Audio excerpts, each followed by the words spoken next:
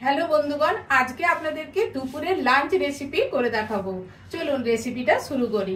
প্রথমে 750 গ্রাম মটন নিয়েছি। এই মটন আমি ধুয়ে পরিষ্কার করে নিয়েছি।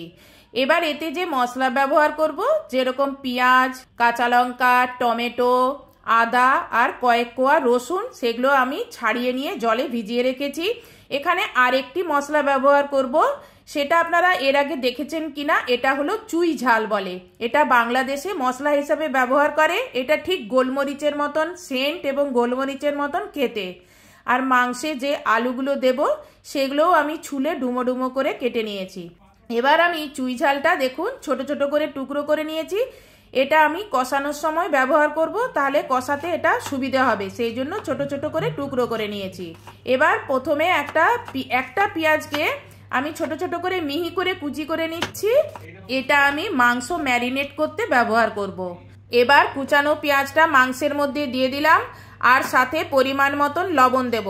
যেহেতু 750 গ্রাম আমার মটন আছে, তাই জন্য এখানে আমি 2 চামচ লবণ দিলাম, আর হাফ চামচের মতন হলুদ দিলাম, আর হাফ চামচ আমি এখানে জিরে গুঁড়ো দেব, আর দেব কাঁচা সর্ষের তেল 2-3 চামচের মতন এখানে দিয়ে দেবো। দিয়ে এগুলোকে ম্যারিনেট করব। তা আমি এখানে আর একটু বাটা মশলা ব্যবহার করব। সেই জন্য আমি একটা বাটা মশলা তৈরি করে নিচ্ছি। গ্রাইন্ডারে পেঁয়াজ, আদা, রসুন, কাঁচা লঙ্কা এইসব দিয়ে আমি একটা পেস্ট বানাবো। সেই পেস্টটা আমি কিছুটা পোরশন এই কাঁচা মাংসের সঙ্গে ব্যবহার করব ম্যারিনেট করার জন্য। গ্রাইন্ডারে পেঁয়াজ, আদা, রসুন, কাঁচা লঙ্কা এইগুলো বাটার সাথে সাথে ভালো টেস্ট হওয়ার জন্য এখানে আমি 1 চামচ গোটা জিরে আর 1 চামচ গোটা ধনেও দিয়ে দেব। এই গ্রাইন্ডারে একসঙ্গে বাটা হয়ে যাবে। এতে কিন্তু মাংসের টেস্টটা বেশি ভালো হবে। এই যে 1 চামচ জিরে দিলাম আর 1 চামচ ধনে দিলাম, দিয়ে এই দেখুন বেটে নিয়ে এসছি। এখান থেকে আমি অল্প একটু বাটনা ওই মাংসটার মধ্যে দিয়ে আমি ম্যারিনেট করে নেব। এদিকে আমি টমেটোটাকে ছোট ছোট করে কুচি করে নিলাম, আর পেঁয়াজটা যে তেলে দেব সেই পেঁয়াজটাও আমি মিহি ছোট ছোট করে কুচি করে নিলাম। এবারে বাটা মশলা একটু মাংসের মধ্যে দিয়ে দিলাম। আগেই তো নুন, হলুদ আর জিরে গুঁড়ো দেওয়াই ছিল, বাজারের জিরে গুঁড়ো। তা এখানে আমি গোটা জিরে, ধনে সব একসঙ্গে এই বাটনাটা বাটার সময় দিয়েছি। এখান থেকেও কিছুটা নিয়ে আমি মাংসের সঙ্গে মাখিয়ে নিলাম। মাংসটা যতক্ষণ ম্যারিনেট হচ্ছে ততক্ষণ এদিকে গ্যাস জ্বালিয়ে একটা প্রেসার কুকার বসিয়ে আমি এখানে সর্ষের তেল দিয়ে মাংসের আলুগুলো প্রথমে ভেজে নেব। আমি এখানে মটনটা প্রেসার কুকারে রান্না করছি, এতে চটজলদিও হবে এবং সিদ্ধটাও ভালো হবে। আপনারা যদি কড়াই করেন তো কড়াতেই করবেন, আর এখানে আমি সর্ষের তেল ব্যবহার করলাম। আপনারা এখানে সাদা তেল দিয়েও এই মাংসটা রান্না করতে পারেন, মানে মটনটার কথা বলছি, রান্না করতে পারেন। এবার আলুগুলো ভেজে তোলার পরে অল্প তেল ছিল, সেখানে আমি আবার পুনরায় তেল দিলাম। তেল দিয়ে এলাচ, লবঙ্গ, দারচিনি, শুকনো লঙ্কা আর 2টো তেজপাতা দিয়ে যখন হালকা এখান থেকে গন্ধ উঠবে ফোড়নের, তখন কুচানো পেঁয়াজটা দিয়ে দিলাম, আর সাথে বাটা মশলাটাও দিয়ে দিলাম। এবারে এগুলোকে আস্তে আস্তে করে কষাতে থাকবো। গ্যাসটা এই সময় হালকা একটু মিডিয়াম করে দেবেন, হাই করবেন না, তাহলে মশলাটা পুড়ে যাওয়ার চান্স থাকবে।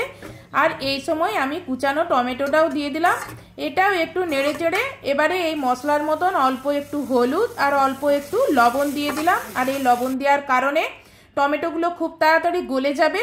আর এই সময় আমি চুই ঝালের টুকরোগুলোও দিয়ে দিলাম। একই সঙ্গে মশলার সঙ্গে কষাতে থাকবো। আর এখানে দিলাম আমি রঙের জন্য 1 চামচ কাশ্মীরি রেড চিলি পাউডার। এইগুলোকে ততক্ষণ কষাবেন যতক্ষণ না এই মশলা থেকে তেল বেরিয়ে আসে, ঠিক এই রকম। এবার এতে ম্যারিনেট করে রাখা মাংসটা এখানে ঢেলে দেব। ঢেলে দিয়ে এবারে আস্তে আস্তে করে এই মাংস মশলা একসঙ্গে সব নেড়ে চেড়ে ভালো করে কষাতে থাকবো। মাংস কষাতে একটু টাইম লাগে, সেই জন্য গ্যাস সিমে রেখে ঢেকে এটাকে আস্তে আস্তে করে কষাতে থাকি। আর ততক্ষণকে আমি ভাতটা বানিয়ে নেব। তা সেই জন্য আমি পরিমাণ মতন, আমাদের ঘরে যতজন আছে তার মতন আমি এখানে 1.5 কাপ মতন চাল নিয়েছি। চাল নিয়ে সেগুলোকে জল দিয়ে 3-4 বার ধুয়ে পরিষ্কার করে গ্যাস জ্বালিয়ে আমি এখানে ভাতটা বসিয়ে দিলাম। আর থাকছে মাংসের সঙ্গে পটল ভাজা। এখন সিজনের নতুন পটল, কচি কচি পটল উঠেছে, এখনো বীজগুলো ভেতরে বুড়ো হয়ে যায়নি, তাই এইগুলো ভাজা খেতে খুব ভালো লাগবে নতুন নতুন। তা সেই জন্য আমি এখানে বড় বড় 4 পিস পটল নিয়েছি। আর সেগুলোকে ছুলে নিচ্ছি ওদিকে। আর এদিকে মাঝে মাঝে মাংসটা এরকম উপর নিচ করে দিতে হবে, মানে একটু নেড়ে চেড়ে নিতে হবে, নিয়ে এটাকে ঢেকে আবার হতে দিতে হবে। এইভাবে ঢেকে ঢেকেই আমি কিন্তু মাংসটা কষাবো। আমি আজকের পটলগুলো গোটা গোটাই ভাজবো, দুখাদি করে ভাজবো না। তা সেই জন্য আমি সাইডগুলো এইভাবে একটু হালকা হালকা করে এইভাবে তেরচা করে চিড়ে নিচ্ছি। এইভাবে একদিকে চিড়লাম, ঠিক এর বিপরীত দিকে আবার তেরচা করে ওইভাবে চিড়ে নেব।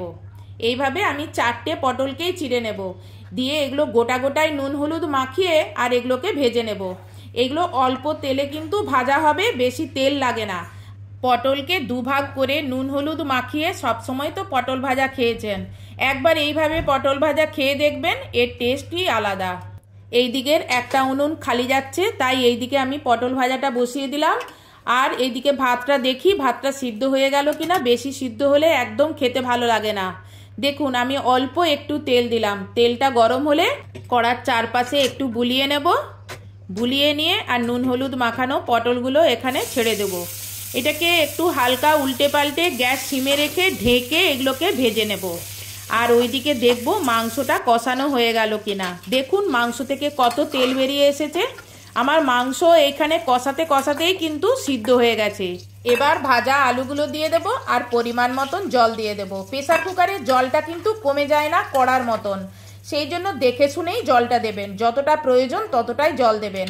আর 2টো কাঁচা লঙ্কা দিলাম, এগুলো আমি ভাতে চটকে খাবো বলে। এদিকে ভাতটা দেখুন হয়ে গেছে। এবার আমি এদিকে গ্যাসটা বন্ধ করে দিয়ে আর আমার একটু হোমমেড গরম মশলা আমি এখানে 1 চামচের মতন দিয়ে দিলাম।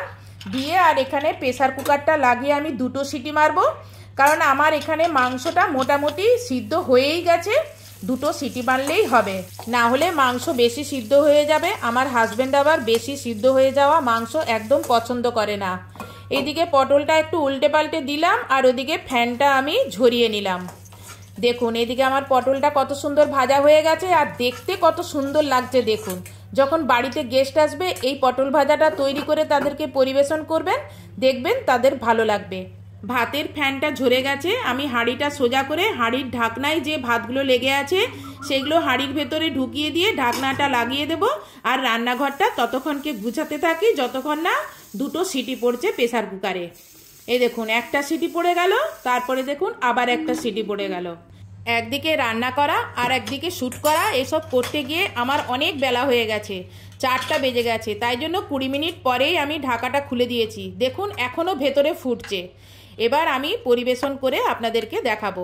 একটি বাটিতে 1 পিস আলু, 5 পিস মাংস আর অল্প কয়েকটা চুই ঝালের টুকরো আর অল্প একটু ঝোল নিলাম। সত্যি কথা বলতে এই ভাত আর মাংসের ঝোল থাকলে অমনিই ভাত খাওয়া হয়ে যাবে, আর কিছুই লাগে না। দেখুন ঝোলের কালারটা কত সুন্দর এসেছে। আজকে লাঞ্চ থালিটা ছিল ঠিক এই রকম। স্যালাড হিসাবে শসা, 1 বাটি ভাত, 2টো পটল ভাজা, 1 বাটি মাংস আর আগে থেকে তৈরি করে রাখা টমেটোর চাটনি, এই দিয়ে আজকে আমি পরিবেশন করেছি। আজকের ভিডিওটা যদি আপনার ভালো লেগে থাকে তাহলে ভিডিওতে লাইক, কমেন্টস এবং শেয়ার করবেন। আর চ্যানেলে যদি নতুন হন তাহলে চ্যানেলটি সাবস্ক্রাইব করবেন। আর ফেসবুক থেকে যদি দেখে থাকেন তাহলে ফেসবুকটি ফলো করবেন। আজকের মতন এখানেই ভিডিওটা শেষ করছি। নেক্সট ভিডিওতে আপনাদের সঙ্গে আবার দেখা হবে। বাই।